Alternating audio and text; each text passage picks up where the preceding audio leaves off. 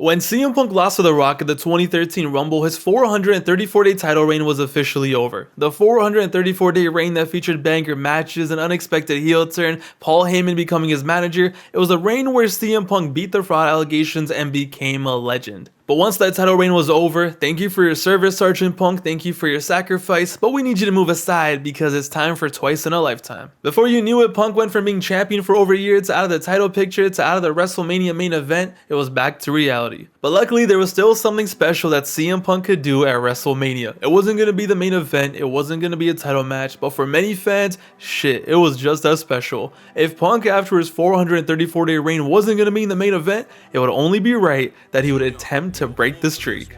The Undertaker going into WrestleMania 29 was 20-0, 20 wins at WrestleMania, 0 losses, and over the years the streak had become something magical. Gone were the days of Giant Gonzalez and the Big Show's fat ass. The Undertaker at WrestleMania post 2005, not including you Mark Henry, was box office. Taker might have been in his mid-40s, he might have had a hip that barely worked, but he didn't give a fuck, he really didn't. WrestleMania was his night, and on that night every single year he would do whatever it took to put on a classic. And because of that, a streak based on predetermined outcomes became larger than life. The streak became something mythical. The dead man versus the best in the world was right there for the making.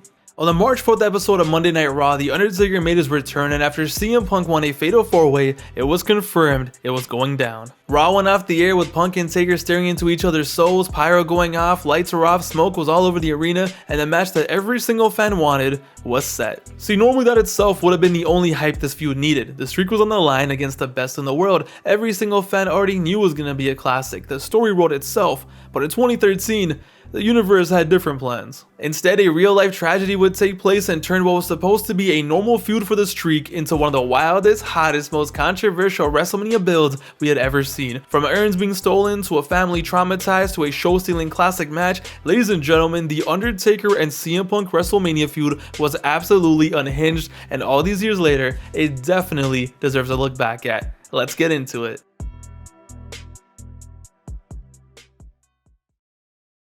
Just one day after the match was set, the entire build of this feud before it even begun was flipped turned upside down. Sad news came out that changed everything. On March 5th, 2013, Paul Bearer, The Undertaker's former manager, had passed away. The legend who was truly an iconic figure in wrestling, who was synonymous with The Undertaker for so many different generations, was sadly no more. But with his death taking place literally hours after Taker's Mania match was confirmed, immediately the biggest question was whether or not the company was going to use Paul Bearer's death in the feud. And the only reason that was a question was because this company had done this many times before, but the reactions and opinions were all over the place, from quote, Bearer's death should be off limits, to quote, no way does Taker okay that, to quote, it's good business, it needs to happen, it will add so much more heading into WrestleMania. But once it was announced that the next Monday Night Raw was going to feature The Undertaker paying tribute to Paul Bearer, boys and girls, everyone, and I mean everyone, knew exactly where this was going. See, there was nothing ever off limits in the WWE, but the question was,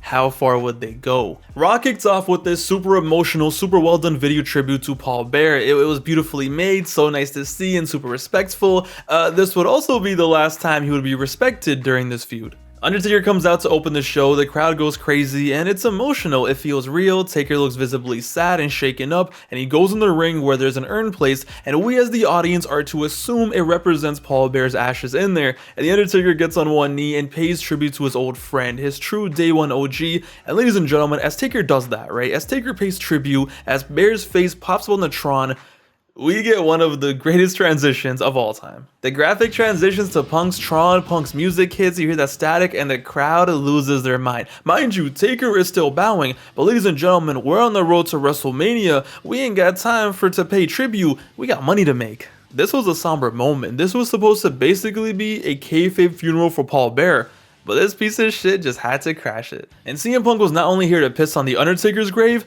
but Paul Bearer's as well, and for the next 4 weeks, that is exactly what he did. What started off with Punk just saying lines such as, hey, at least Paul won't be here to see your streak die, and don't worry, in a few weeks we'll get a tribute video for your streak as well, ended up escalating very quickly. That same episode of Raw, which remember was a tribute to Paul Bearer, ended with not only Punk beating Kane's ass, but taking the urn, which presumably had his father's ashes in there, beating the shit out of Kane, and then stealing it. Ending Paul Bearer tribute night, hitting the Undertaker pose on stage with a stolen urn, and for the next few weeks, Punk was gonna make sure that Bear wasn't resting in peace. CM Punk was on demon time. The amount of disrespect he threw at The Undertaker, we had genuinely never seen before. The next week on Raw, Taker came out to the ring and said, Punk has one chance to save his soul, and that's if he gives the urn back right now. Punk does the opposite, and instead, all you hear is this. Oh, my Undertaker. The visual of Punk hiding behind the urn and using it like a puppet mocking Paul Bear less than 2 weeks after he died is one of the most insane things I've ever seen on TV. Even Taker was just like, what the fuck are we doing? Punk for the next 2 weeks just does whatever he wants. He throws around the urn, doing trick shots with it. Optic Punk was in the cut, and he made a complete mockery of the urn. The Undertaker would just be there looking absolutely mortified every single time. But what made it special was during all of this, Punk would still be dropping bars. Quote, you might be the best on one night every year. I'm the best in the world 365 days in a year. Next week on Raw, Punk was back at it like a crack addict, but this time he had his boy Paul Heyman involved, and man, when it comes to disrespecting the dead and getting some heat, there is nobody more excited than Paul Heyman. Heyman holding the urn was moving different. It was like he was fucking possessed by it or something. He had a little extra pep in his step. They were out here tossing around the urn, throwing it on the ground, but Punk once again super locked in, just spitting bars. Quote, you should have retired last year when you were holding hands with Triple H and Shawn Michaels on the WrestleMania stage. Quote, this urn means nothing to me. I will be the one in 20-1. For 3 straight weeks, he cooked The Undertaker. He disrespected Taker, disrespected his career, disrespected his dead OG. He was smoking on the Paul Bear pack, and it was so loud. And whenever Taker tried to do something about it, he couldn't. Punk would rat it out and escape without a scratch. And it all led to the Go Home show, their final meeting on the last Monday Night Raw before WrestleMania. After those 3 weeks, the company knew that they had to go big. They had to deliver a big angle that would have everyone talking. After 3 weeks of build-up, it was like, what the hell was CM Punk gonna do to The Undertaker before the WrestleMania match? How much further could they possibly go? Let's just say nobody expected how far they actually went. See, before we even got to the final Raw, there were already articles and think pieces being written and posted on how distasteful this angle had gotten. Quote, WWE implying the Undertaker's urn contains Paul Bear's ashes is a bad idea. It's time for the WWE to end the Bear angle and hype Undertaker's match against CM Punk. It's not necessary to stir up personal conflict anymore. Yeah, we'll see about that.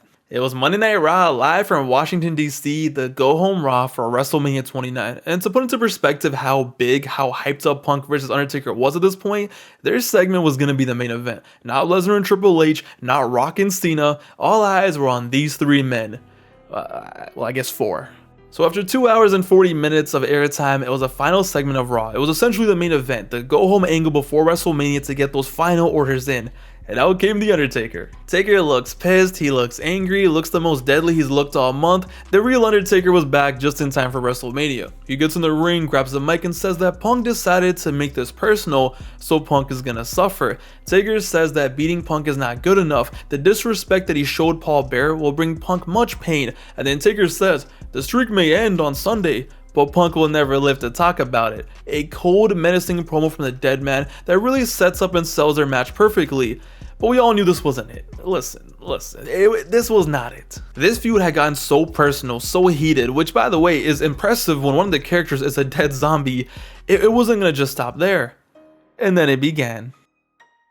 The lights went off and the iconic Undertaker Druids made their way out in the arena. One by one, they all walked out. Some of them were holding their torches as usual, but this time, the Undertaker wasn't expecting his homies. The arena is dead silent. They have no idea what the hell is happening. The speakers are playing the creepy ass Undertaker line chant, and with the Undertaker just standing there, we then hear this.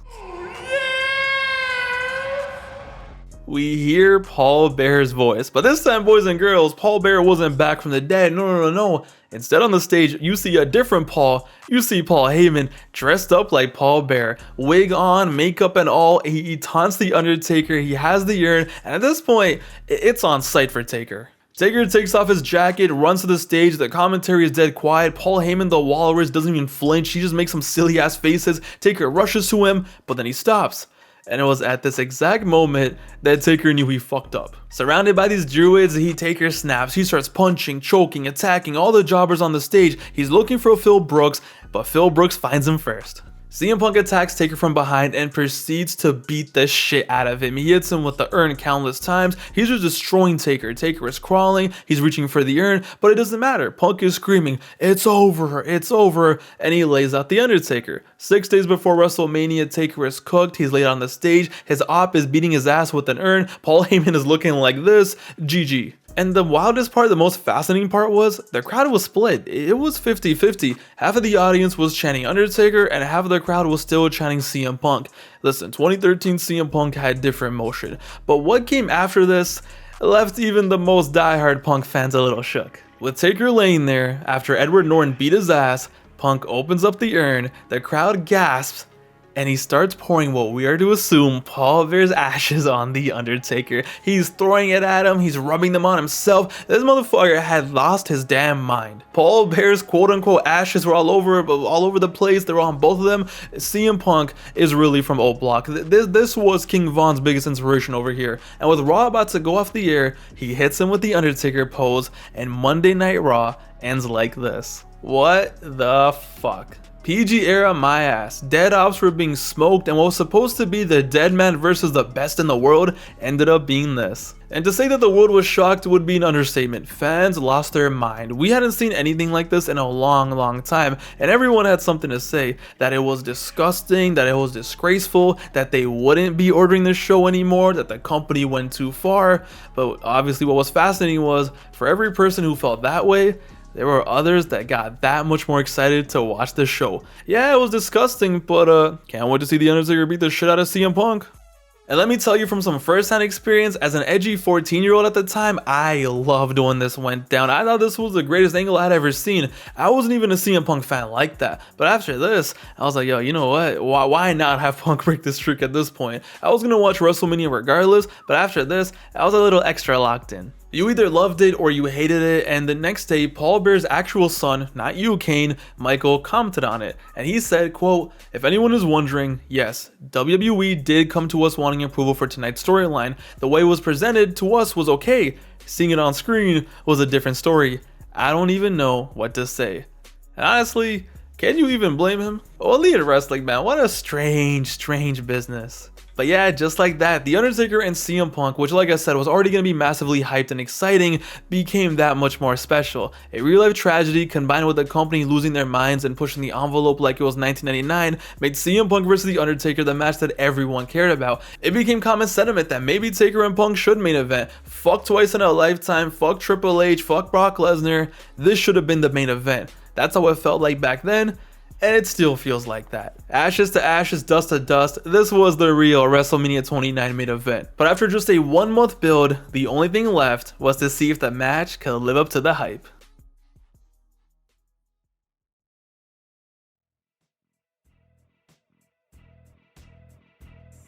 It was WrestleMania 29 live from New Jersey. The main event may have been twice in a lifetime. Triple H may have beat Brock Lesnar for some reason, but no match on this card felt as big as this one. This was definitely the moment where 90% of wrestling fans found out that Living Colour was a black band. But you want to talk about a big match feel, a big match entrance. Living Colour sounded amazing. The stage looked great. CM Punk made his way out, walking out, feeling himself extra nice. Even Heyman was grooving. As cheesy as it sounds, there was something special in the air. And then with Punk sitting in the ring, it was then time for my favorite Undertaker WrestleMania entrance of all time. So growing up here in Toronto, the WWE actually had a deal with movie theaters here, and from the early 2000s until 2015, you were able to watch every single pay-per-view at the movies on the big screen. WrestleMania 29 was one of the shows that I personally saw at the movies. Now listen, the show was dog shit, waste of money. But seeing The Undertaker on the big screen walk through all the dead zombies as they reach out for him, the music blasting, his silhouette looking so deadly, the pyro lighting up the stadium, it was the best experience I could have got without actually being in the stadium. And that's why I have such fond memories of this match. I didn't just watch it, I watched it at the movie theater, in a packed movie theater where everyone was reacting, everyone was enjoying, and this was the one match on the night that everyone cared about. Taker walked to the ring, amazing entrance, he got to the steps, rolled his eyes to the back of his head, some of the most beautiful pyro you'll ever see lit up the sky.